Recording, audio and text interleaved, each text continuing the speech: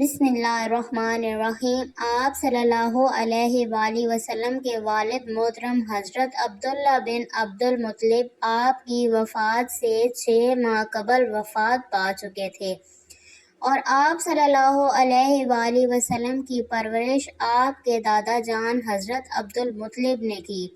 اس طرح آپ صلی اللہ علیہ وآلہ وسلم نے کچھ مدت ایک مدوی قبیلہ کے ساتھ بسر کی۔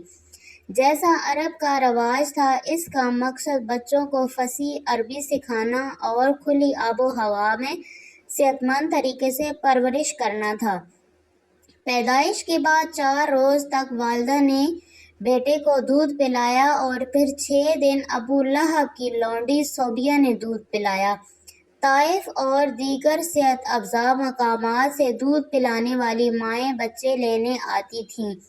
یتیم دیکھ کر کئی عورتوں نے محمد صلی اللہ علیہ وآلہ وسلم کو گود نہ لیا۔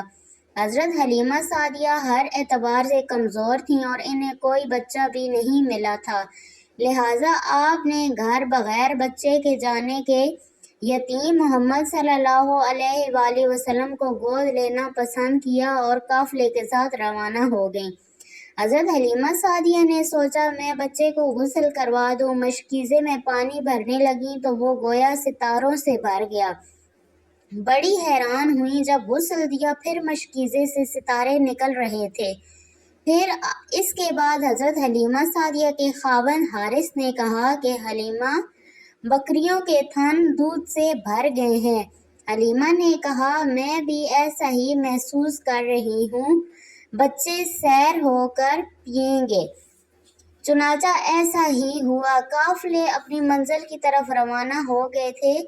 حضرت حلیمہ سعدیہ کے جو جانور آئے ہوئے تھے، جو چل نہیں سکتے تھے، وہ اب دوڑ رہے تھے۔ 2 سال بعد حضرت حلیمہ سعدیہ حضرت محمد صلی اللہ علیہ وآلہ وسلم کو لے کر ان کی والدہ کے پاس آئیں۔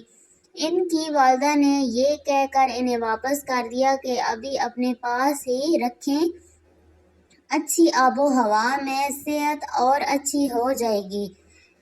مزید 2 سال بعد حضرت حلیمہ نے دیکھا کہ آپ صلی اللہ علیہ وآلہ وسلم گھر کے باہر کھیل رہے تھے۔ ایک فرشتے نے آپ صلی اللہ علیہ وآلہ وسلم کا سینہ مبارک چاک کر کے کلب عطر نکالا، اس کو آب زمزم سے دھویا اور پھر واپس سینے میں جوڑ دیا۔